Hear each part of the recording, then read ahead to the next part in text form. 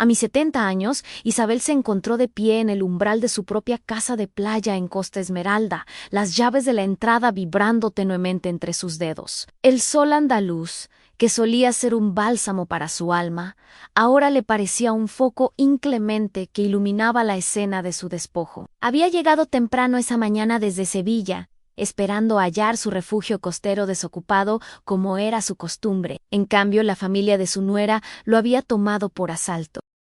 «¿Qué hace esta vieja estorbo aquí? No hay lugar para ti», le espetó Valeria, su nuera, desde la terraza. La voz, cargada de una familiar acidez, cortó el aire salino como un cuchillo. Isabel sintió un escalofrío que no tenía nada que ver con la brisa marina. Sus muebles, cuidadosamente seleccionados a lo largo de décadas, lucían estropeados, cubiertos de manchas y desorden. Su jardín, un vergel de bugambillas y jazmines, era ahora un desastre pisoteado.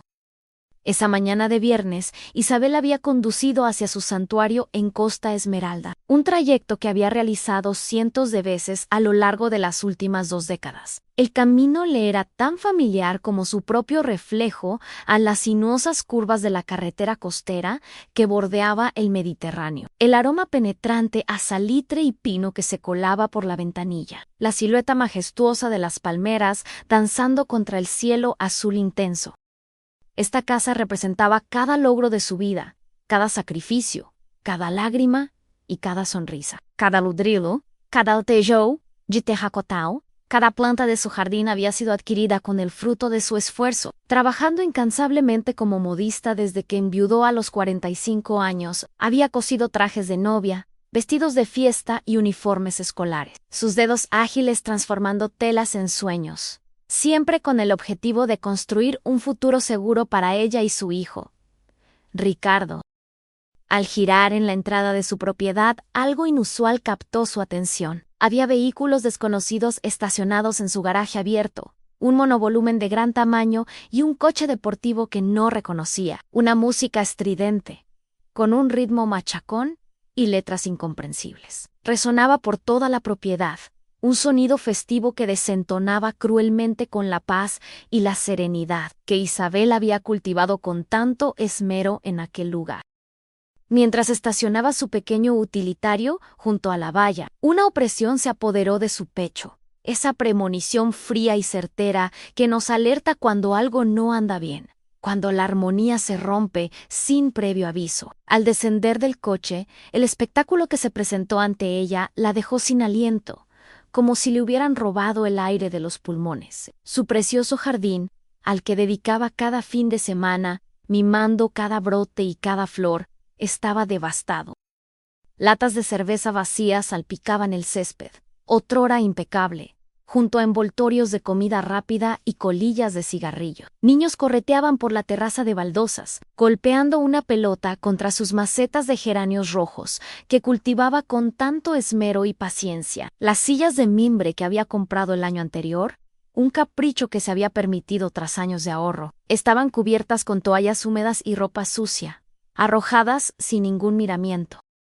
Caminó lentamente hacia la entrada principal. Las llaves en su mano se sentían más pesadas que nunca, como si llevaran el peso de un futuro incierto. Fue entonces cuando la vio Valeria, su nuera, parada en la puerta principal como si fuera la legítima dueña de todo aquello. Llevaba puesto su delantal preferido, el que ella misma había bordado con intrincados motivos florales hacía una década, un regalo de cumpleaños de Ricardo.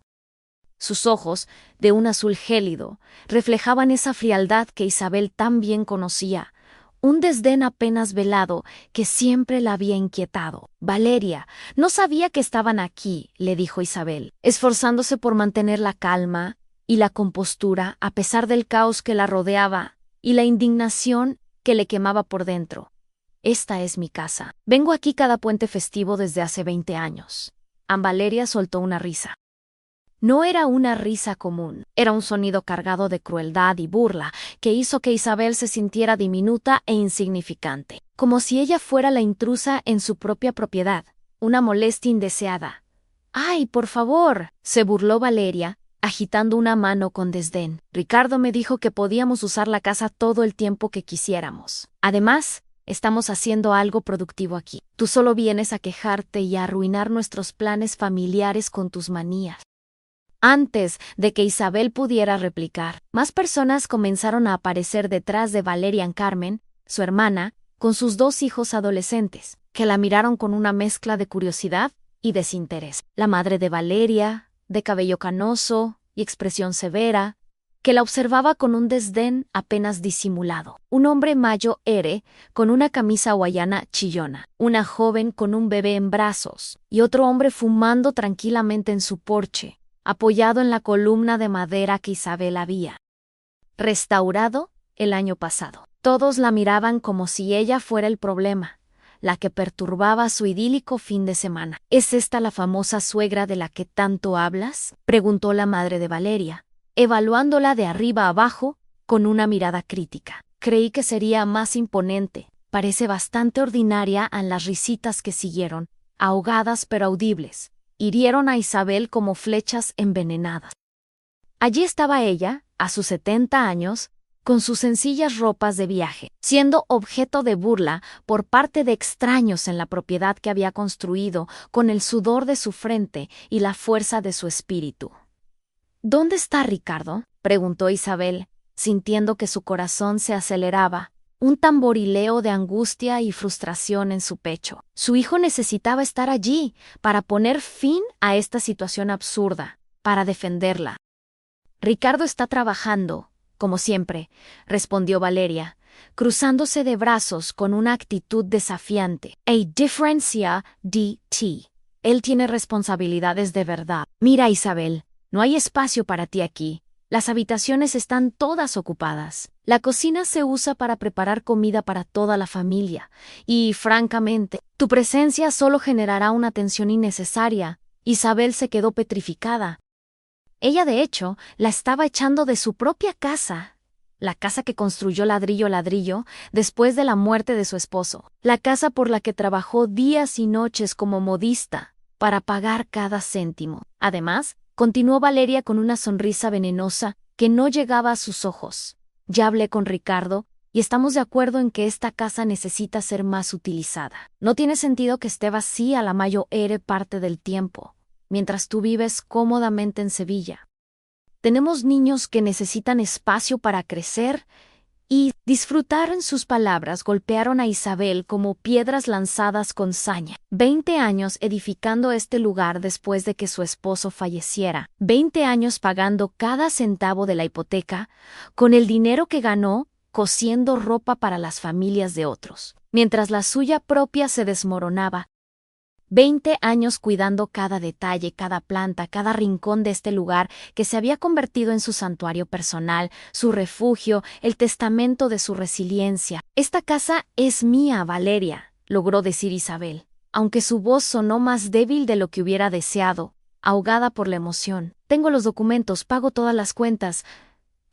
¡Ay! Ya basta, la interrumpió Valeria, elevando la voz, su paciencia agotada. Siempre es lo mismo, que es tuya, que tú pagas. Ricardo es tu hijo, ¿no? Lo tuyo también es de él, y lo de él también es mío. Así es como funcionan las familias normales. A los niños dejaron de jugar, y todos los presentes observaron a Isabel en silencio, sus ojos fijos en ella, juzgándola, anticipando su reacción. La humillación le quemaba las mejillas como fuego, pero algo en su interior se negaba a ceder. Una chispa de dignidad que se encendía en la oscuridad. Una de las adolescentes, que parecía ser la sobrina de Valeria, se acercó y la miró con insolencia. ¿Por qué no se va a un hotel? Mi tía tiene razón. No hay espacio para nadie más aquí en Está Bien, querida, dijo Isabel finalmente, con una sonrisa que nacía del alma, pero que sabía no alcanzaba sus ojos. Una máscara de calma. Entiendo la situación perfectamente. Valeria sonrió triunfalmente, creyendo haber ganado la batalla. Los demás parecían satisfechos, como si hubieran presenciado una victoria justa y merecida. No tenían idea de lo que acababan de desatar. Isabel caminó de regreso a su coche con pasos lentos y dignos. Cada movimiento, una declaración silenciosa de su inquebrantable voluntad. Mientras conducía en busca de un hotel, su mente viajó al pasado, a cuando esta propiedad no era más que un terreno baldío, lleno de maleza y sueños por cumplir. Tenía 50 años. Entonces, Ricardo apenas 25. Eran solo ellos dos contra el mundo, y ella había tomado la decisión más importante de su vida al construir un refugio para su familia, un lugar donde encontrar paz y alegría. El Hotel Mar de Plata, un establecimiento modesto en las afueras de Costa Esmeralda, le costó 85 euros la noche. Un dinero que no había previsto gastar, pues se suponía que dormiría en su propia cama, entre sus sábanas de lino. Pero ahí estaba ella, registrándose como cualquier turista, mientras su casa era ocupada por intrusos que se sentían con derecho a su propiedad. Esa noche, sentada en el balcón del hotel, contemplando las luces de su casa a lo lejos, sintió algo que no había experimentado en décadas. Una ira fría y calculada comenzaba a gestarse en su interior. No era esa ira impulsiva que te hace gritar y perder el control, era algo mucho más peligroso. Era la ira inteligente de una mujer que había superado la pobreza, la viudez, la soledad y décadas de arduo trabajo. Valeria había cometido un error fatal. Había subestimado a Isabel Ríos en la noche. En el Hotel Mar de Plata fue larga y desapacible para Isabel. A pesar del cansancio acumulado por el viaje y la humillación del día, el sueño le fue esquivo.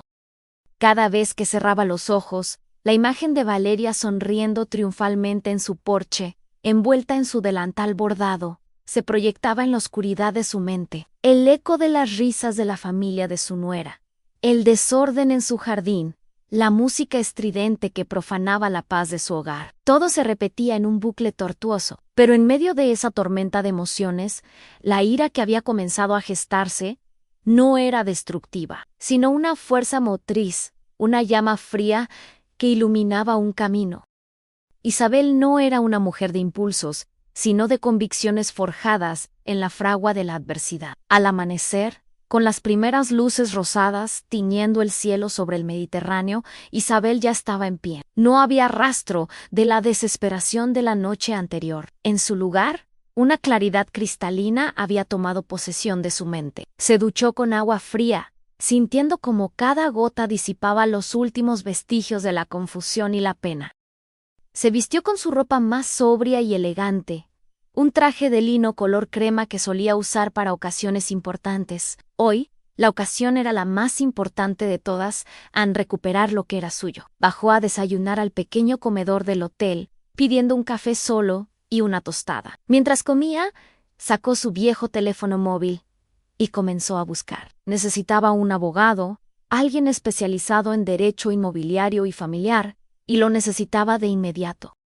Recordó a don Emilio, un notario de confianza en Sevilla que había gestionado la herencia de su esposo y la compra de la casa de Costa Esmeralda hacía 20 años. Aunque no era un abogado litigante, seguramente podría recomendarle a alguien. Marcó su número tan pronto como la oficina de don Emilio abrió. «Isabel, querida, qué sorpresa. ¿Todo bien?», preguntó la voz amable de don Emilio. Isabel respiró hondo. «Don Emilio, necesito su ayuda, o, más bien, su consejo. Estoy en Costa Esmeralda y mi casa ha sido ocupada por mi nuera y su familia», explicó la situación con concisión, omitiendo los detalles más hirientes, pero transmitiendo la gravedad del asunto. Don Emilio escuchó con atención, su tono volviéndose grave a medida que Isabel hablaba. «Isabel, esto es muy serio. Una ocupación ilegal, aunque sea por familiares, es una violación de la propiedad. Necesitas un abogado que actúe con rapidez. Conozco a un excelente profesional aquí en Sevilla, la doctora Elena Morales, es muy competente en estos asuntos y tiene una reputación impecable. Te enviaré su número de inmediato. Llámala y dile que vas de mi parte». A la recomendación de don Emilio fue un bálsamo. Isabel sintió un pequeño rayo de esperanza. Agradeció efusivamente. Y, tan pronto como recibió el mensaje, marcó el número de la doctora Morales.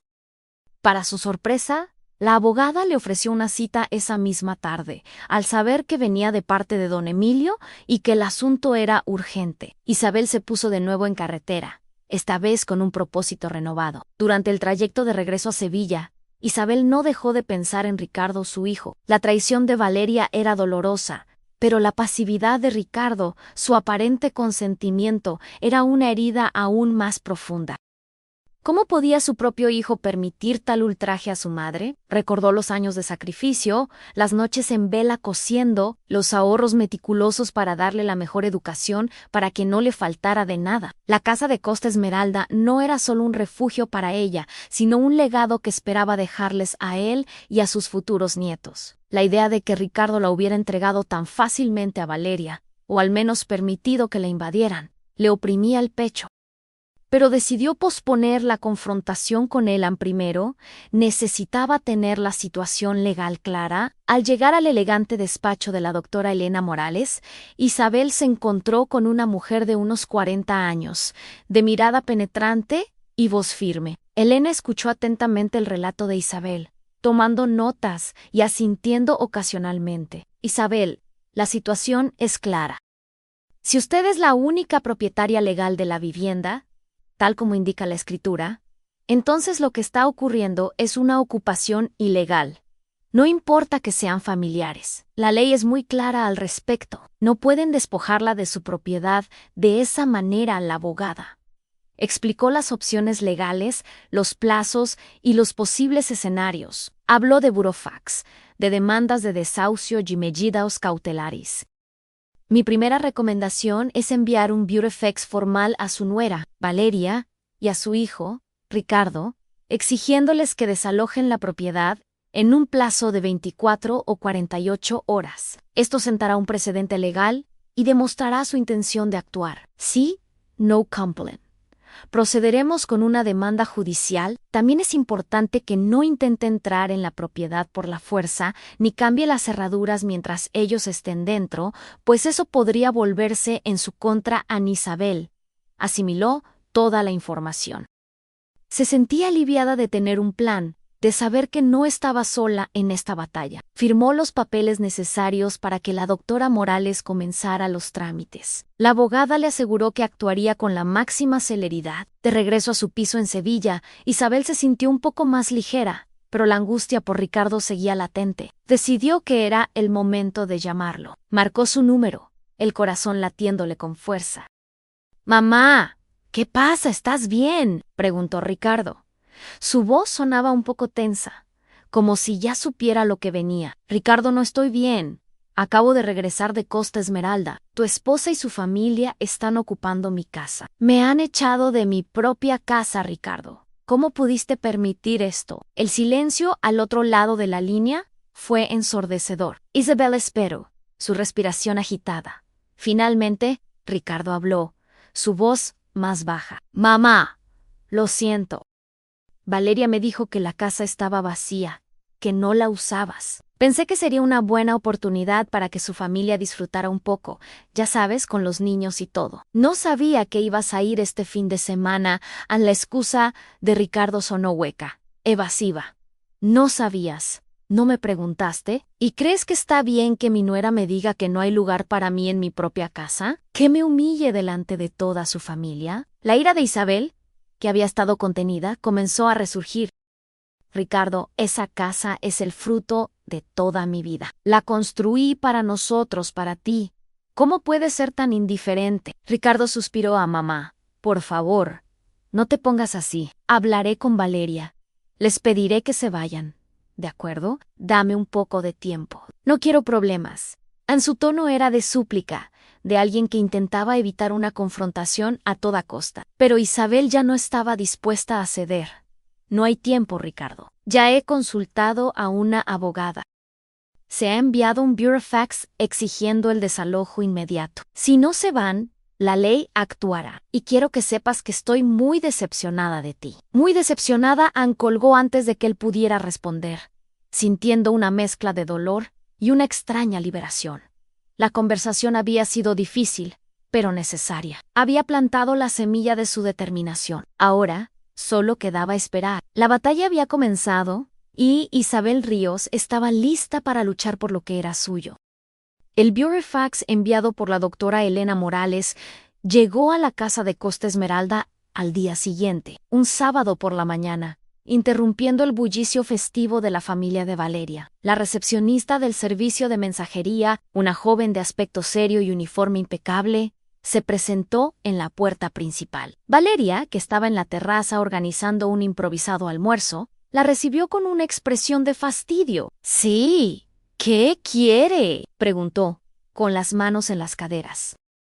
La joven le extendió un sobre grande y formal. «Un burofax certificado para la señora Valeria Torres y el señor Ricardo Ríos. Necesito su firma de recibido».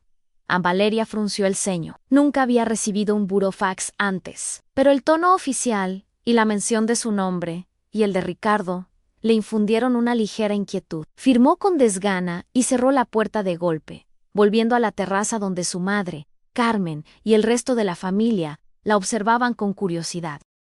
«¿Qué es eso, hija?», preguntó su madre, con una ceja arqueada. Parecía algo importante. Valeria abrió el sobre con un tirón, revelando varias hojas de papel timbrado con el logo de un bufete de abogados. Sus ojos recorrieron el texto, y a medida que leía, su rostro se transformó, el color se le fue de la cara, y sus labios se apretaron en una línea fina y furiosa. «No puede ser», exclamó, arrugando los papeles en su mano. «La vieja bruja nos está echando de la casa». La familia se quedó en silencio, mirándola con sorpresa. «¿Quién te está echando, Valeria?», preguntó Carmen, acercándose. «Isabel, la madre de Ricardo, ha contratado a una abogada y nos ha enviado un burofax exigiendo que desalojemos la casa en 48 horas, o tomará acciones legales en un». Murmullo de incredulidad recorrió al grupo. «¿Pero cómo? Si Ricardo dijo que podíamos quedarnos», inquirió el hombre de la camisa hawaiana, que resultó ser el tío de Valeria. «No lo sé, pero esto es un escándalo, una humillación». Valeria, con el rostro enrojecido por la ira, corrió a buscar a Ricardo, quien había llegado a Costa Esmeralda la noche anterior, después de la llamada de Isabel, y se había mantenido al margen de la familia de su esposa, encerrado en una de las habitaciones, intentando evitar la confrontación. Lo encontró en la sala de estar, mirando el televisor con el volumen bajo. Le arrojó el burofax arrugado en el regazo. «Mira lo que ha hecho tu madre, Ricardo. Nos está demandando. Nos está echando de tu propia casa». Ricardo tomó los papeles, su expresión tornándose sombría a medida que leía. El contenido era inequívoco, una orden de desalojo, con amenazas de acciones legales si no se cumplía. «Valeria, te dije que mi madre no estaba contenta». «Te lo advertí», dijo Ricardo, su voz baja y cargada de reproche. «Advertirme. Tú me dijiste que podíamos usar la casa, que era tuya también.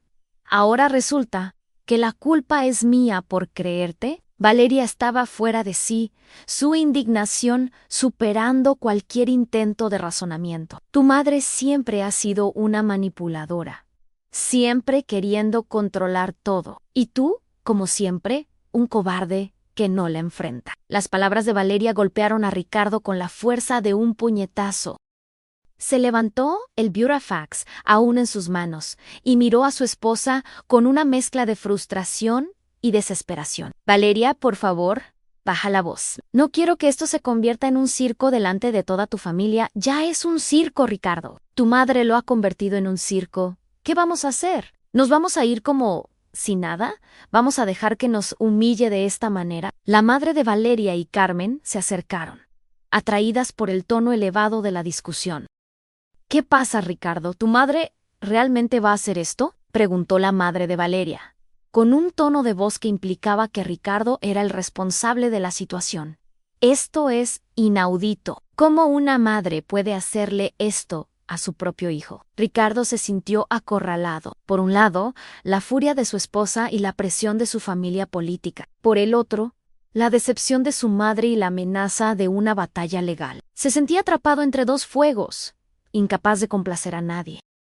«Necesito hablar con mi madre», dijo finalmente, su voz apenas un murmullo. «Necesito intentar calmarla». Valeria resopló. «¿Calmarla? Ella no se va a calmar. Lo que quiere es humillarnos. Y tú vas a dejar que lo haga». Mientras tanto, en Sevilla, Isabel esperaba. Cada hora que pasaba era un tormento de incertidumbre. ¿Se irían? ¿Se mantendrían firmes? La llamada de Ricardo, cuando finalmente llegó, fue un alivio, pero también una confirmación de su debilidad. Mamá, he recibido el burofax.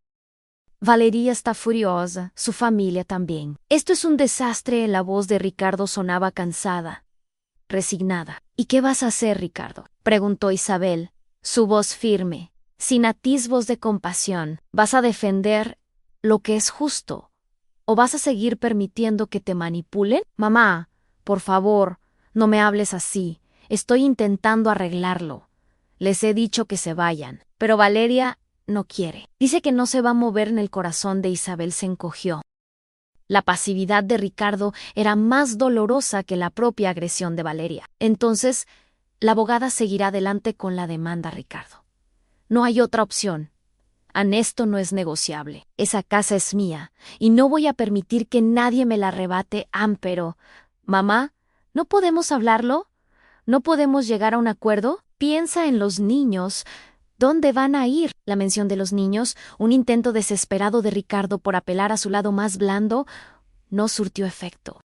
Los niños tienen su propia casa, Ricardo. Y si Valeria quiere que disfruten de una casa de playa, que la compre ella. Yo trabajé toda mi vida por esta. Y tú, Ricardo, deberías haberla protegido. Deberías haberme protegido a mí. Las palabras de Isabel eran como un muro infranqueable. Había llegado a un punto de no retorno. La decepción en su voz era palpable. Un lamento silencioso por el hijo que había criado y que ahora parecía tan ajeno a sus valores. Ricardo, al otro lado de la línea, guardó silencio. No tenía argumentos. No tenía soluciones, solo el eco de su propia inacción. Mamá, no sé qué decirte, murmuró finalmente. No sé qué hacer. Lo que tienes que hacer es apoyar a tu madre, Ricardo.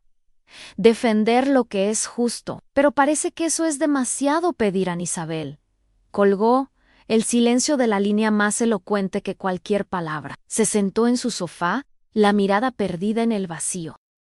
La batalla legal estaba a punto de comenzar. Y aunque Isabel se sentía fuerte y decidida, el silencio de su hijo, su incapacidad para tomar una postura, era una herida que tardaría mucho en cicatrizar. La determinación de Isabel se había fortalecido, pero también había dejado una cicatriz profunda en su corazón. La lucha por su casa era también una lucha por su dignidad y por el respeto que creía merecer de su propio hijo. El plazo de 48 horas establecido en el burofax expiró sin que Valeria y su familia mostraran intención alguna de desalojar la propiedad. En lugar de ello, la casa de Costa Esmeralda se convirtió en un bastión de resistencia. Valeria, lejos de amedrentarse, redobló su desafío: que venga la vieja a sacarnos. A ver si se atreve, vociferó a su familia, que, aunque incómoda con la situación, la apoyaba en su indignación. Ricardo, por su parte, se había sumido en un silencio gélido. Sus intentos de mediación habían fracasado estrepitosamente, y ahora se encontraba en un limbo de inacción, incapaz de enfrentarse a su esposa y reacio a contrariar a su madre. Se pasaba los días encerrado, evitando las miradas de reproche de Valeria y las de su suegra, que lo veían como el origen de todo el problema. Al recibir la noticia del incumplimiento, la doctora Elena Morales no perdió un instante. Como era de esperar, Isabel. Ahora procederemos con la demanda de desahucio por precario. Es un proceso que puede llevar tiempo, pero la ley está de su parte. Lo importante es que tenemos toda la documentación en regla. Isabel asintió, su rostro una máscara de determinación. La conversación con Ricardo había dejado una herida abierta, pero también había solidificado su resolución. No había vuelta atrás. La abogada le explicó los pasos en presentación de la demanda, notificación judicial, posibles audiencias y, finalmente, la orden de desalojo. Será un camino burocrático, pero firme, concluyó Elena. La demanda fue presentada en los juzgados de Costa Esmeralda a principios de la semana siguiente. Días después, un oficial de justicia se personó en la propiedad, llevando consigo la notificación oficial para Valeria y Ricardo. La escena fue tensa. Valeria, al ver al oficial, intentó negarse a recibir los papeles, pero la autoridad del funcionario era inquebrantable. Si no los recibe, Se considerará notificada de todas formas, señora. ¿Es mejor que los acepten con un gruñido de frustración? Valeria tomó los documentos, sus ojos echando chispas. Ricardo, que presenció la escena desde la ventana, sintió un escalofrío. La frialdad de la ley había comenzado a manifestarse. La notificación judicial desató una nueva ola de pánico y furia en la casa. Esto es una barbaridad. Nos están tratando como delincuentes, gritaba Valeria, agitando los papeles. Tu madre se ha vuelto loca, Ricardo. Loca de atar. Ricardo, por primera vez, sintió un atisbo de rabia hacia su esposa. ¿Y qué esperabas, Valeria? ¿Que mi madre se quedara de brazos cruzados mientras ocupaba su casa? Te lo advertí. Te dije que no le iba a gustar. La discusión escaló rápidamente, transformándose en una amarga recriminación mutua. La familia de Valeria, hasta entonces unida en su apoyo, comenzó a mostrar fisuras. La idea de un proceso judicial con sus costos y su publicidad no les agradaba en absoluto. Mientras tanto, Isabel se mantenía en Sevilla, informada de cada paso por la doctora Morales. La espera era agotadora, pero la abogada le infundía confianza. Están intentando dilatar el proceso, Isabel. Es una táctica común, pero no tienen base legal. La propiedad es suya, y eso es irrefutable. La primera audiencia fue fijada para varias semanas después. Isabel se preparó meticulosamente revisando documentos, escrituras y cualquier prueba que pudiera fortalecer su caso. La doctora Morales le aconsejó mantener la calma y la compostura, y no caer en provocaciones. El día de la audiencia llegó, un día gris y lluvioso que parecía reflejar el ánimo de los implicados. Isabel, vestida con sobriedad, llegó al juzgado acompañada por Elena Morales. En la sala de espera, se encontró con Ricardo y Valeria. El encuentro fue glacial. Ricardo evitó la mirada de su madre, su rostro pálido y tenso. Valeria, por su parte, la miró con una expresión de desafío y desprecio. No hubo palabras, solo un silencio cargado de años de resentimiento y la amargura de la situación actual. La abogada de Valeria, una mujer joven y agresiva, intentó una última jugada antes de entrar a la sala. Señora Ríos, ¿no cree que sería mejor llegar a un acuerdo? Esto es muy desagradable para todos, Ana Isabel. Sin inmutarse, respondió con firmeza Niuni. Único acuerdo es que desalojen mi propiedad. No hay nada más que negociaran dentro de la sala. El ambiente era formal y opresivo. El juez, un hombre de mediana edad con gafas finas, escuchó atentamente los argumentos de ambas partes. La doctora Morales presentó las escrituras de propiedad, el Burofax enviado y las pruebas de que Isabel era la única dueña. La abogada de Valeria intentó argumentar que había un acuerdo verbal, una especie de permiso tácito por parte de Ricardo y que la casa había sido utilizada por la familia como un lugar de encuentro durante años, lo que les otorgaba algún tipo de derecho.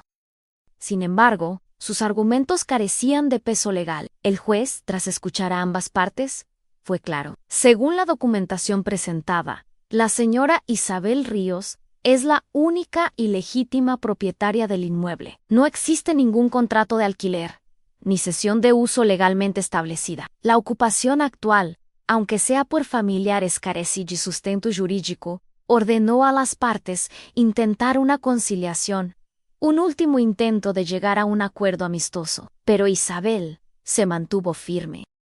No hay conciliación posible, señoría. Solo pido que se cumpla la ley. La decisión del juez fue un golpe devastador para Valeria, quien se levantó de su asiento con una expresión de incredulidad y furia contenida. Ricardo, a su lado, bajó la cabeza, la vergüenza grabada en su rostro. La abogada de Valeria solicitó un aplazamiento para presentar más pruebas, una táctica dilatoria que el juez concedió a regañadientes, fijando una nueva fecha. Fuera de la sala, Valeria explotó. Esto es una injusticia, una farsa. Tu madre nos está arruinando la vida, Ricardo. Ricardo, sin embargo, no respondió. Su mirada se cruzó brevemente con la de su madre, una mirada de profunda tristeza y arrepentimiento. Isabel, al verla, sintió un nudo en el estómago. La victoria legal se sentía vacía, teñida por el dolor de la ruptura familiar. La ley estaba de su parte, pero el precio emocional era incalculable. La batalla continuaría, pero la esperanza de una reconciliación con su hijo se desvanecía con cada paso legal en el aplazamiento concedido por el juez. No hizo más que prolongar la agonía. Para Valeria, cada día era una cuenta atrás hacia lo inevitable, pero su orgullo le impedía ceder. Se aferraba a la casa con una obstinación que rozaba la desesperación, convencida de que ceder sería una derrota aún mayor. No nos vamos a ir.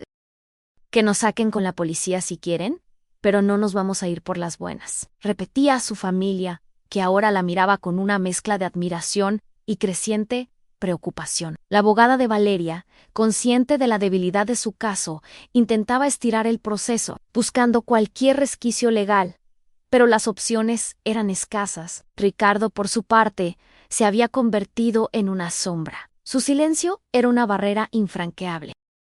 Había dejado de discutir con Valeria, pero tampoco la apoyaba. Se sentía atrapado en una red de lealtades rotas, incapaz de tomar partido. La relación con su madre estaba destrozada, y la convivencia con Valeria se había vuelto insoportable. Las risas de sus hijos, que antes llenaban la casa de alegría, ahora sonaban distantes, ajenas a la tormenta que se cernía sobre ellos. Ricardo a menudo se preguntaba cómo había llegado a ese punto, cómo su vida se había desmoronado tan estrepitosamente. Mientras tanto, en Sevilla, Isabel sentía el peso de la soledad. La doctora Morales le informaba de cada movimiento, cada táctica dilatoria de la otra parte. Están ganando tiempo, Isabel, pero no tienen nada sustancial. La próxima audiencia será crucial. Isabel se mantenía firme, pero la tensión era palpable. Las noches eran largas, llenas de insomnio, repasando los recuerdos de su vida, de la casa que había construido con tanto esfuerzo.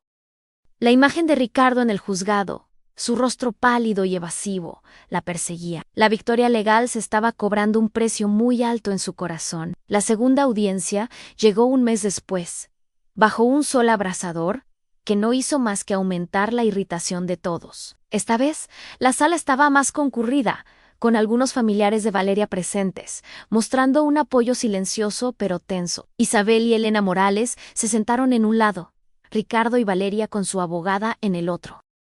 El ambiente era aún más cargado que la vez anterior. El juez, con una expresión de cansancio, dejó claro desde el principio que no toleraría más dilaciones. La abogada de Valeria intentó presentar nuevas pruebas, documentos que supuestamente demostraban una relación de confianza y permiso de uso por parte de Ricardo. Sin embargo, Elena Morales desmanteló cada argumento con precisión quirúrgica. Su señoría, la buena fe no crea derechos de propiedad. La confianza no sustituye a un contrato legal. La propiedad es de mi cliente, y no hay ningún documento que demuestre lo contrario. La ocupación es, a todas luces, un precario. La argumentación de Elena fue impecable, basada en la solidez de la ley y la documentación. El juez, tras escuchar ambas partes, se retiró a deliberar. Los minutos se estiraron en una eternidad. En la sala, el silencio era ensordecedor, roto solo por el murmullo ocasional de los familiares de Valeria. Ricardo, con la mirada fija en el suelo, sentía la presión de todos los ojos sobre Valeria. Con el rostro contraído, apretaba los puños, su desafío aún intacto, pero con una grieta de miedo empezando a asomar. Isabel, por su parte, respiraba hondo, intentando mantener la calma, aunque su corazón latía con fuerza. Cuando el juez regresó, su veredicto fue claro y conciso. Habiendo revisado las pruebas y los argumentos de ambas partes, este tribunal determina que la ocupación del inmueble por parte de los demandados carece de título legal. Por lo tanto, se ordena el desalojo de la propiedad en un plazo máximo de 15 días naturales. El juez continuó explicando las consecuencias del incumplimiento, incluyendo la intervención de las fuerzas del orden si fuera necesario. La sala estalló en un murmullo. Valeria se puso de pie abruptamente, su rostro desencajado. «Esto es una vergüenza, una injusticia. No nos vamos a ir». Su abogada la tomó del brazo, intentando calmarla, pero la furia de Valeria era incontenible. «Tu madre es una déspota, Ricardo. ¿Una asesina? ¿Nos está dejando en la calle?» Ricardo, al escucharla, Levantó la cabeza. La mirada que le dirigió a Valeria no era de apoyo ni de comprensión, sino de una profunda y dolorosa decepción. Isabel, al otro lado de la sala, sintió una punzada. La victoria legal era suya, pero la imagen de su hijo, tan desolado, tan ajeno a ella, le rompió el alma. Elena Morales le dio un ligero apretón en el brazo, una señal de felicitación, pero Isabel apenas la sintió. La fractura en su familia era ahora irreparable. Fuera del juzgado, el caos se desató. Valeria, entre lágrimas y gritos, se enfrentó a Ricardo. «Eres un inútil, un cobarde. No has hecho nada por nosotros. Por tus propios hijos». Ricardo, por primera vez en mucho tiempo, respondió. Su voz baja pero firme. «Valeria, te lo advertí. Te dije que mi madre no iba a ceder. Te dije que esto iba a pasar». Tú no quisiste escuchar en las palabras de Ricardo, cargadas de una amargura contenida, fueron un golpe final para Valeria. Se dio la vuelta, arrastrando a sus hijos consigo, que observaban la escena con ojos asustados.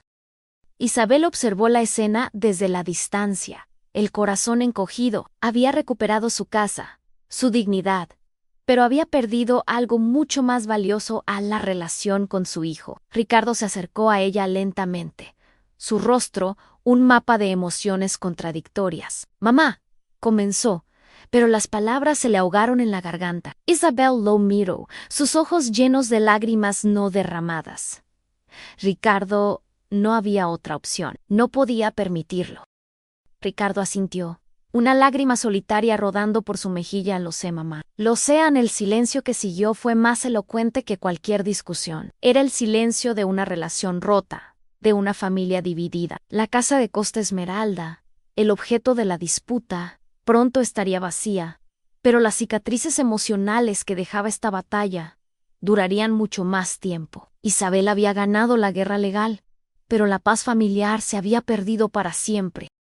Los 15 días de plazo se cernieron sobre la familia de Valeria como una sentencia ineludible. La casa de Costa Esmeralda, antes un refugio de verano y ahora un campo de batalla, se transformó en un espacio cargado de tensión y resignación. Valeria, a pesar de sus bravatas iniciales, sentía cómo la realidad se le imponía. Su abogada le había confirmado que no había más recursos legales que pudieran detener el desalojo. La única opción era apelar. Un proceso largo y costoso que, según la letrada, tenía pocas probabilidades de éxito. «No tenemos base sólida, Valeria. La propiedad es de su suegra. Lo mejor es que empiecen a buscar otro lugar». A la noticia de la inminente salida cayó, como un jarro de agua fría, sobre la familia de Valeria. Sus padres, que habían estado apoyándola con la esperanza de una solución favorable, ahora instaban a su hija a ceder. «Valeria, no tiene sentido seguir luchando. Te van a sacar por la fuerza, y eso será peor para los niños», le decía su madre con voz suave pero firme. Los hijos de Valeria, ajenos a los tecnicismos legales, pero conscientes de la atmósfera opresiva, preguntaban con inocencia: «Nos vamos a mudar, mamá. ¿A dónde iremos?». Sus preguntas inocentes solo servían para avivar la angustia de Valeria y la culpa de Ricardo. Ricardo, por su parte, se movía por la casa como un fantasma. La discusión en la puerta del juzgado había marcado un antes y un después en su relación con Valeria. La decepción en su mirada se había transformado en una distancia emocional casi palpable. Intentó hablar con Valeria sobre el futuro, sobre dónde irían, pero ella lo rechazaba con un resentimiento que no hacía más que crecer.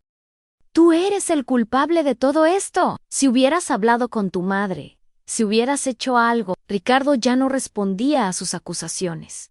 El agotamiento había reemplazado a la ira. Empezó a buscar, en secreto, opciones de alquiler, consciente de que el tiempo se agotaba. En Sevilla, Isabel se preparaba para el regreso a su casa. La doctora Morales le había aconsejado esperar hasta después del desalojo, para evitar cualquier confrontación. «Es mejor que no esté presente, Isabel. Deje que el proceso siga su curso legal». Isabel asintió, aunque la idea de no estar allí en ese momento crucial le causaba una extraña mezcla de alivio y tristeza. La casa de Costa Esmeralda era más que una propiedad. Era un símbolo de su vida, de sus recuerdos con su difunto esposo. Y ahora, de la dolorosa fractura con su hijo. Los días pasaron lentamente.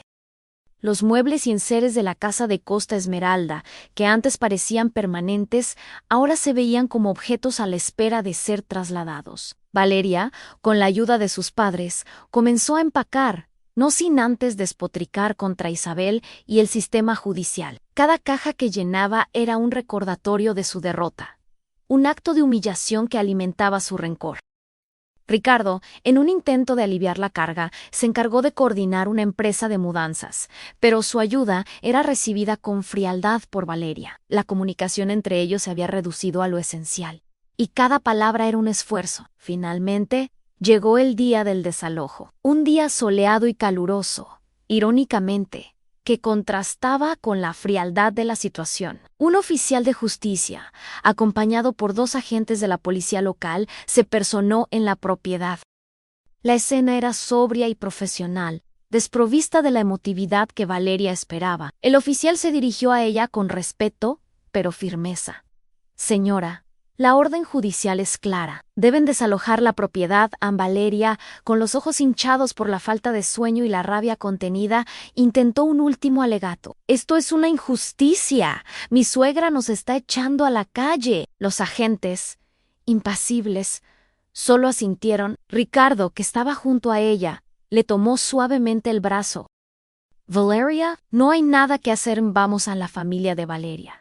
Ya había cargado la mayoría de sus pertenencias en una furgoneta de mudanzas. Los niños, con sus pequeñas mochilas, observaban la escena en silencio, sus rostros reflejando la confusión y el miedo. Cuando Valeria cruzó el umbral por última vez, se giró hacia la casa, sus ojos recorriendo cada ventana, cada rincón, como si intentara grabar la imagen en su memoria. Un sollozo escapó de su garganta, una mezcla de rabia y desesperación.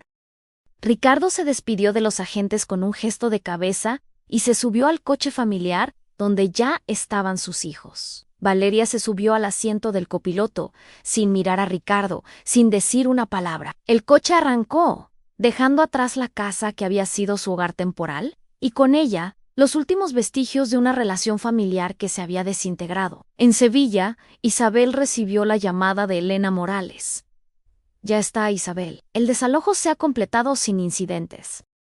La casa está vacía. En un suspiro de alivio, escapó de Isabel, pero no era un suspiro de alegría. Era el sonido de una batalla ganada, pero con un costo inmenso. La casa de Costa Esmeralda estaba recuperada, sí, pero la imagen de Ricardo, su hijo, alejándose en ese coche, con la mirada perdida, se grabó en su mente. Cuando Isabel finalmente regresó a la casa de Costa Esmeralda unos días después, la encontró en un silencio sepulcral. Las habitaciones vacías resonaban con ecos de lo que había sido. No había muebles, no había risas, solo el polvo y la ausencia. Recorrió cada estancia, sintiendo la frialdad de las paredes, la soledad de los espacios. La victoria legal se sentía hueca. Había recuperado su propiedad, pero había perdido a su hijo. La fractura era total, y el vacío que dejaba en su corazón era mucho más grande que cualquier espacio en la casa. La paz que tanto anhelaba se había logrado, pero a un precio que la perseguiría para siempre. El regreso de Isabel a la casa de Costa Esmeralda fue un acto cargado de melancolía. La doctora Morales la había acompañado, ofreciéndole apoyo silencioso mientras Isabel abría la puerta principal. El olor a cerrado y el eco de sus propios pasos en las habitaciones vacías le oprimieron el pecho. Las estancias, despojadas de los muebles y enseres de Valeria, parecían más grandes, más frías, deshabitadas. Isabel recorrió el salón, la cocina, los dormitorios, cada rincón evocando recuerdos, no solo de su vida con su difunto esposo, sino también de los años en que Ricardo y su familia habían llenado esos espacios con su presencia. Ahora, ausente. La victoria legal se sentía como una pírrica. Había recuperado la propiedad, sí, pero la casa no era el hogar vibrante que recordaba. Era un cascarón vacío, un monumento a la fractura familiar. Elena Morales, percibiendo la tristeza de su cliente, le ofreció palabras de consuelo. «Ha hecho lo correcto, Isabel. Ha defendido lo suyo. Ahora puede empezar de nuevo». Isabel asintió débilmente. sabiendo que empezar de nuevo significaba reconstruir no solo la casa, sino también su propia vida, sin la presencia de su único hijo. Los primeros días en Costa Esmeralda fueron difíciles. Isabel se dedicó a limpiar y ventilar la casa, un acto casi terapéutico. Cada mancha, cada marca en la pared le recordaba la presencia de Valeria y su familia. Decidió que la casa necesitaba una renovación completa, no solo para borrar las huellas de los ocupantes anteriores, sino para darle una nueva identidad, una que reflejara su propia paz y serenidad, lejos del conflicto. Contactó con un equipo de pintores y obreros, planificando una reforma que le permitiera canalizar su energía y su dolor en algo tangible. Mientras tanto, la comunicación con Ricardo se había cortado por completo. Tras el desalojo, Ricardo no había vuelto a llamar. Isabel intentó contactarlo varias veces, dejando mensajes en su contestador, pero no obtuvo respuesta. El silencio era ensordecedor, una confirmación dolorosa de la irreparable fractura. Elena Morales le había advertido que esto podría pasar, que el resentimiento de Valeria y la culpa de Ricardo podrían llevar a un distanciamiento total, pero la realidad era mucho más dura de lo que había imaginado. Ricardo, por su parte, se había mudado con Valeria y sus hijos a un pequeño apartamento de alquiler en las afueras de Costa Esmeralda. La transición fue caótica y llena de reproches. Valeria, humillada y furiosa, culpaba a Ricardo de su situación. «Mira dónde vivimos ahora. Todo por tu culpa, por no enfrentarte a tu madre». Ricardo, agotado de las discusiones, se había refugiado en un mutismo defensivo. Su trabajo como contable le permitía escapar unas horas al día, pero al volver a casa, se encontraba con una atmósfera densa de resentimiento y tristeza. La relación entre Ricardo y Valeria se deterioraba rápidamente. La casa de Isabel había sido el epicentro de su conflicto. Y ahora, sin ella, la pareja no tenía dónde canalizar su ira más que el uno hacia el otro. Los niños, testigos de las constantes tensiones, se volvían más retraídos, más silenciosos. Ricardo sentía una profunda culpa por haber arrastrado a sus hijos a esa situación, por no haber sido capaz de protegerlos de las consecuencias de la avaricia de Valeria y la inflexibilidad de su madre. Una tarde, mientras Isabel supervisaba a los obreros que lijaban las paredes del salón, su mirada se posó en el jardín. Los rosales que su esposo había plantado años atrás estaban descuidados, sus flores marchitas. Decidió que era hora de revivir el jardín también. Era un pequeño acto de esperanza, un intento de traer vida de nuevo a ese espacio. Mientras arrancaba las malas hierbas, sus pensamientos volaron hacia Ricardo.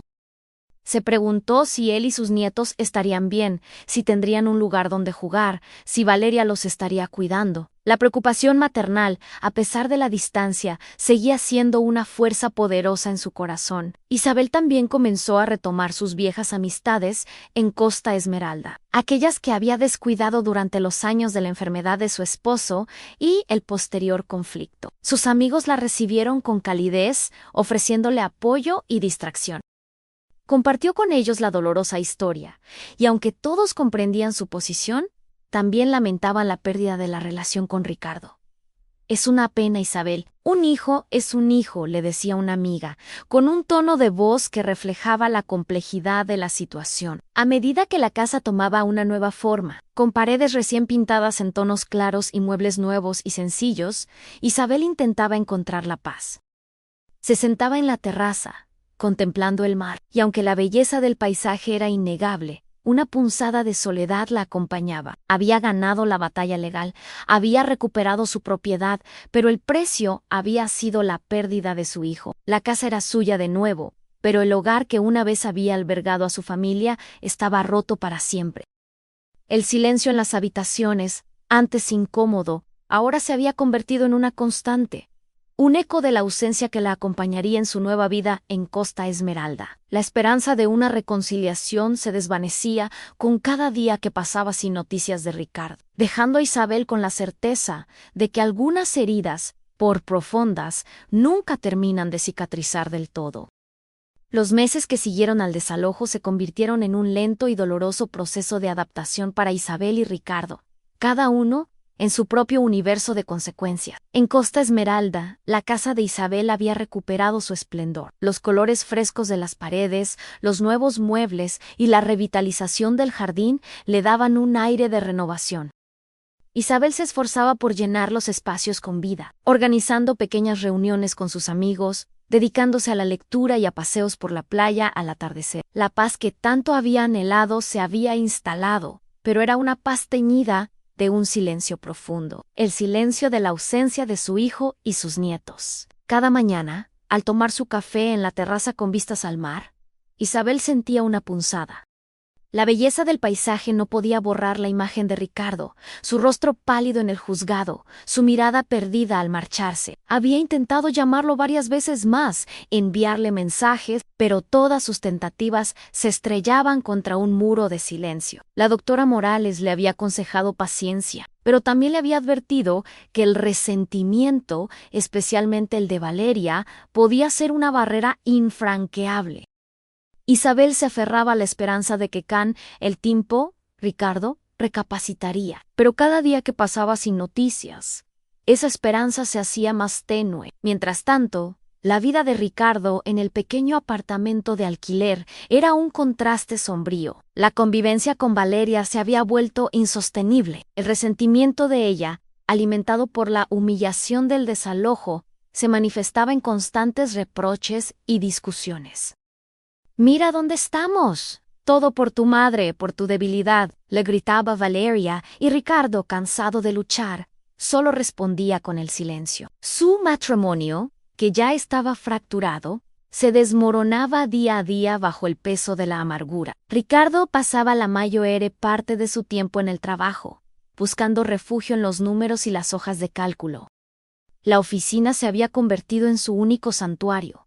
Un lugar donde no tenía que enfrentar las miradas acusadoras de Valeria, ni el ambiente tenso de su hogar. Cuando regresaba al apartamento, se encontraba con el desorden, el ruido de la televisión y la tristeza silenciosa de sus hijos. Los pequeños, antes llenos de energía, se habían vuelto más callados, sus juegos menos ruidosos, como si temieran perturbar la frágil paz que a duras penas se mantenía.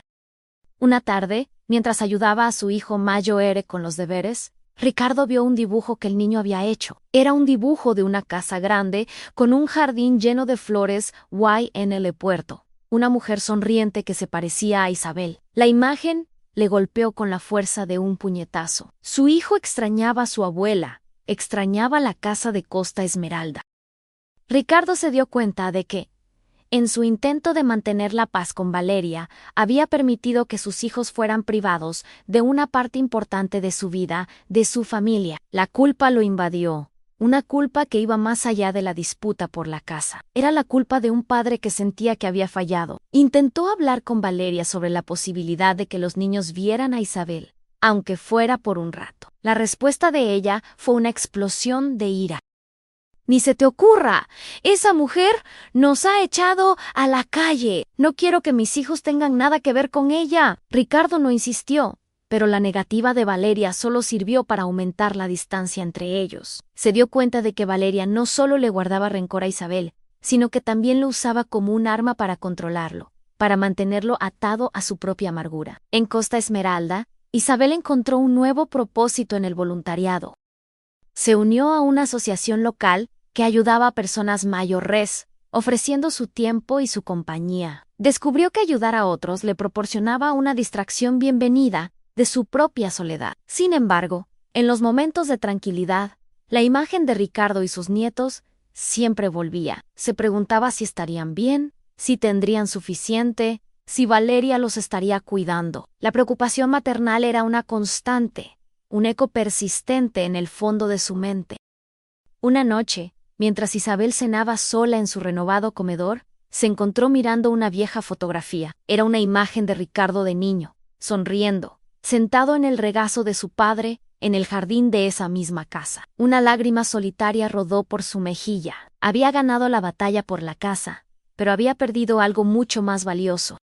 La casa, ahora impecable y hermosa, seguía siendo un hogar, pero un hogar incompleto, un hogar donde el eco de las risas de su hijo y sus nietos se había desvanecido, reemplazado por el peso abrumador del silencio. La fractura familiar no solo había separado a madre e hijo, sino que había dejado un vacío en ambos que ninguna victoria legal o renovación material podía llenar en la vida en el pequeño apartamento de las afueras. Se había vuelto insostenible para Ricardo. El aire estaba siempre denso con la amargura de Valeria, una niebla constante que asfixiaba cualquier atisbo de alegría. Las paredes parecían encogerse cada día y el ruido de la televisión, siempre encendida para llenar el silencio incómodo, solo servía para aumentar la tensión. Valeria había adoptado una actitud de víctima perpetua culpando a Ricardo de cada inconveniente, de cada frustración. Si hubieras sido un hombre, si hubieras defendido a tu familia, no estaríamos aquí. Les petaba con frecuencia, y Ricardo, sin fuerzas para replicar, se hundía en un silencio cada vez más profundo. Los niños eran el reflejo más doloroso de la situación. Habían perdido su vitalidad, sus risas espontáneas, se movían por el apartamento con una cautela inusual, como si temieran desatar una nueva tormenta. Ricardo los observaba, el corazón encogido, mientras jugaban en silencio en un rincón, o miraban por la ventana, con una melancolía impropia de su edad. Una tarde, su hija menor, sentada en el suelo con un libro de cuentos, le preguntó con voz apenas audible a papá: ¿La abuela Isabel volverá a leernos cuentos? La pregunta le atravesó el alma como una flecha. No supo qué responder. Solo pudo abrazarla con fuerza, sintiendo el pequeño cuerpo temblar entre sus brazos. Esa noche, Ricardo no pudo dormir. La imagen de su hija y la pregunta sobre Isabel lo persiguieron. Se levantó y fue a la cocina, buscando un vaso de agua, pero en realidad buscando un respiro del peso que sentía sobre sus hombros. La luz de la luna se filtraba por la ventana, iluminando el desorden de la pequeña estancia. Se sentó en una silla, la cabeza entre las manos, y por primera vez en mucho tiempo, se permitió reflexionar sobre la cadena de eventos que los había llevado hasta allí. Recordó su infancia, los veranos en la casa de Costa Esmeralda, los cuentos que su madre le leía bajo la sombra de los pinos, las risas de su padre, mientras jugaban en el jardín. Recordó el amor incondicional de Isabel, su apoyo en cada etapa de su vida. El contraste con su presente era abrumador. Se había dejado arrastrar por las demandas de Valeria, por la promesa de una vida más fácil, y había traicionado a su madre. Pero lo peor, se dio cuenta, era que al hacerlo, también había traicionado a sus propios hijos, privándolos del amor de su abuela y de la estabilidad que la casa de Costa Esmeralda les ofrecía. La lealtad a Valeria, que antes había sentido como una obligación, ahora se le antojaba una jaula. La amargura de su esposa no solo lo consumía a él, sino que estaba devorando la inocencia de sus hijos. Las semillas de la duda, plantadas hacía tiempo, germinaban ahora en un terreno fértil de arrepentimiento y desesperación. ¿Había valido la pena? ¿Valía la pena el precio que sus hijos estaban pagando? La respuesta, clara y dolorosa, era no. Mientras tanto, en Costa Esmeralda, Isabel continuaba con su rutina, intentando mantener la mente ocupada. El voluntariado, las cenas con amigos, los paseos por la playa. Todo ayudaba a mitigar la soledad, pero nunca la eliminaba por completo.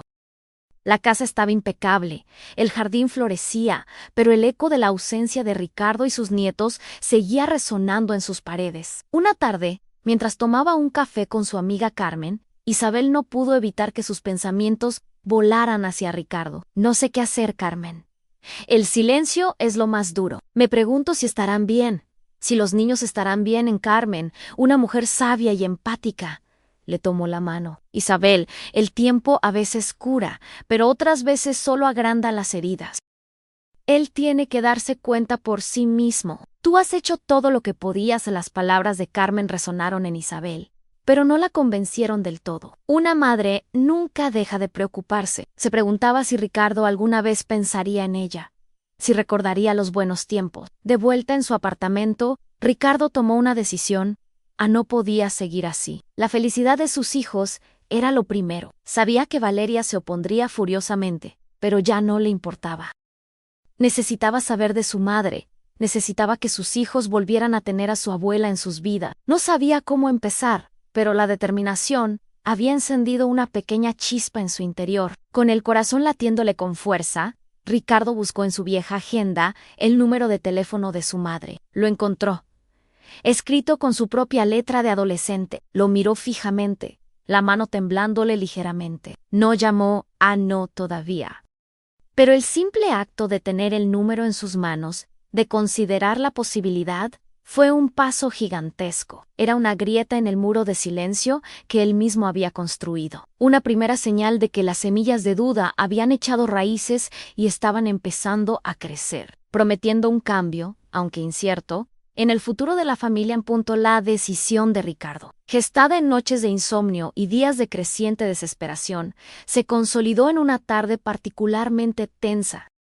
Valeria había tenido una discusión acalorada con él por una cuenta de la luz, escalando rápidamente a reproches sobre la casa de Isabel y la vida miserable que ahora llevaban. Sus palabras eran dardos envenenados, no solo para Ricardo, sino también para los niños, que se habían refugiado en su habitación. El sonido de su juego ahogado por la voz estridente de su madre. Ricardo sintió un clic, una ruptura definitiva dentro de sí mismo. Ya no podía más.